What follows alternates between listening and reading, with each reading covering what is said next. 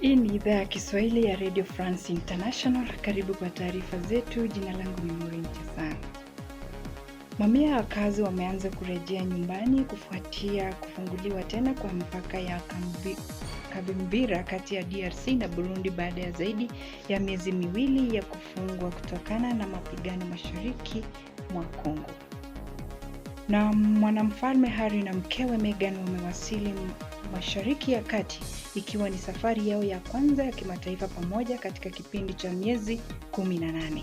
Wanandoa hao watatumia siku 2 kutembelea Jordan kuangazia juhudi za kusaidia jamii zilizopo katika mazingira magumu kutokana na migogoro. Na kwingineko ni kwamba mvutano kati ya Iran na Marekani unaongezeka kwa kasi huku matumaini ya suluhu ya kidiplomasia kuhusu mpango ya nyuklia na Tehran yafifia. Ungana nami tena mwendo wa saa 1 kwa taarifa zaidi. Jina langu Maureen.